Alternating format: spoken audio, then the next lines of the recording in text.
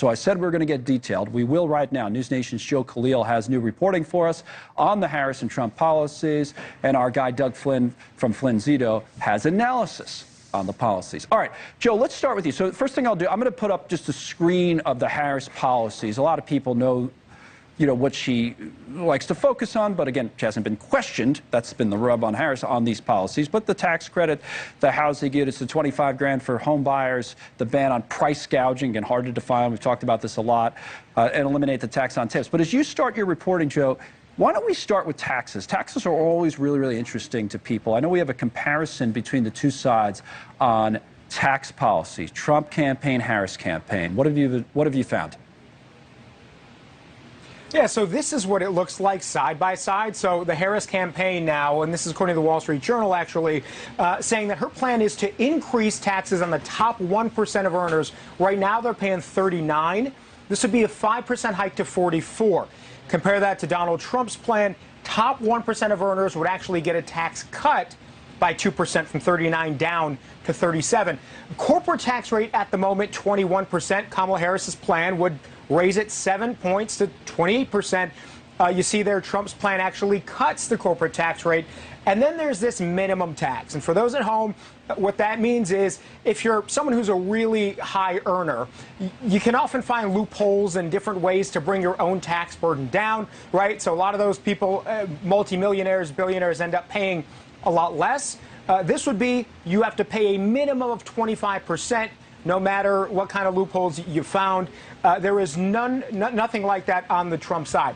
Now, the way that these campaigns are messaging this is Kamala Harris is pointing to these tax plans moving forward now, saying, watch for who you are fighting for. She says, our campaign, we're fighting for the middle class. The other guys, they are the ones who are fighting for and protecting the top 1%, corporations. On the other side of that, you've got the Trump campaign now saying, look, if she's going to be taxing corporations higher, who's going to end up bearing that burden? It's not going to be the corporations because they're going to funnel that cost down to consumers. It's part of their argument that things are already high price-wise. They're going to get higher under Kamala Harris, according to the Trump folks. And the real thing, the challenge that they're now having to do is to remind everyone she's the incumbent vice president. So you look at prices from 2020 to now, things have significantly gone up. Food prices, 20%, housing prices, right? So those are the things they're trying to remind voters of. Yes, okay. A couple things here, Doug, that I think are interesting. First of all, the minimum tax Joe talks about is politically popular because that really does hit just, people even richer than you, right? So not a lot of people complain about it. Whether it's good policy or not is a different discussion. However, I was looking at the numbers. You would say, well, she's for higher taxes. She's a Democrat. That is partially true.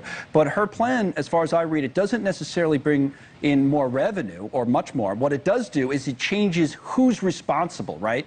And something on capital gains, like capital gains to me, is interesting. A lot more people are in the stock market and their own investments in 401k and that kind of thing. She really wants to hike that, right? So talk about the tax plans here and compare them and how you see the impact of them being felt.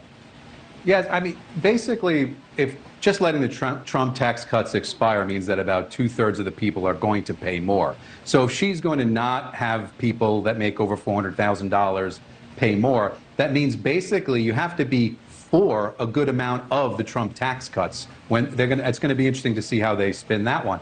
But the real troubling part is the capital gains tax. Even though they're saying it's only going to be on the higher income earners that are going to pay more, and the amount they're going to pay is the most that anyone's paid in 40 years. Yes. And the problem with that is I've been doing this long enough to know that when capital gains tax rates were much higher in the early 90s, people sat on money. They didn't sell things. Yeah. And so, they always do this straight line math that says if we just raise the capital gains tax rate from here to here and only put it on the rich people, that we're going to make all this other revenue. And the fact of the matter is, you're not going to see any portion of that at all. And so what does that mean? Either A, they're going to have to start pushing it down to people that make less, or we're going to balloon our deficit even more and borrow even more money because you're just not going to get the revenue that they're all doing right now in the calculations of how much they're going to raise. Yes, agree. It's all about incentives. We all think about, many people think about at the end of the year, you look, where are my investments? What's a gain? What's a loss? Oh, boy, I better not. I got a tax hit on that. Now the tax hit would be a lot.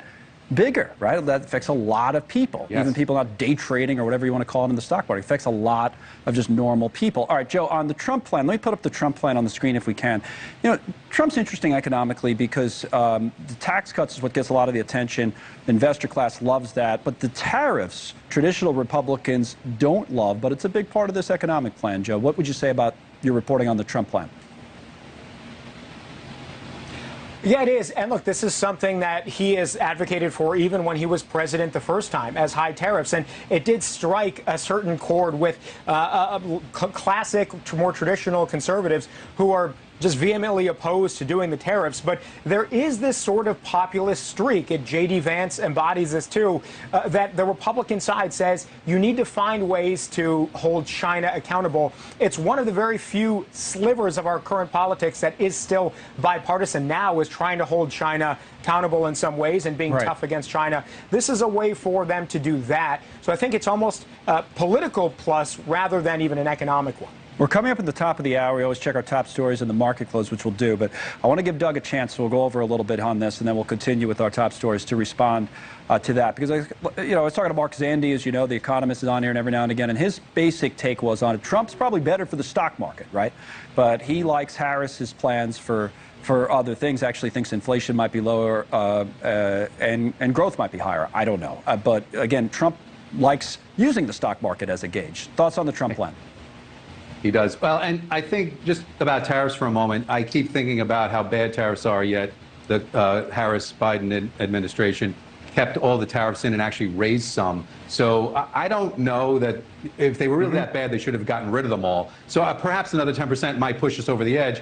But what if they're wrong? They've been wrong about that as well. And so, and the thing with Zandi is when he came out and he said, hey, listen, if Trump gets in and does 100% of what he says he's going to do, he's going to be really bad. Right. Well, where's the other side of that? Let me see what happens if Harris gets in and does 100% of what she's going to do. Let's do a head-to-head comparison on that. I haven't seen that, and so overall, you can say one might be better than the other. I think we're going to hit a point where too much tariffs is no good, but I don't think they've convinced anybody that what we currently have is actually bad, even though everyone on both sides said that it was going to be. I did ask him that last time. Again, he thought stock market Trump, some of the other issues like inflation advantage Harris, but I'm not sure if he's done as much work as he did on the other side on that. Thank you both, Doug and Joe. Good discussion on the biggest issue when you talk to voters.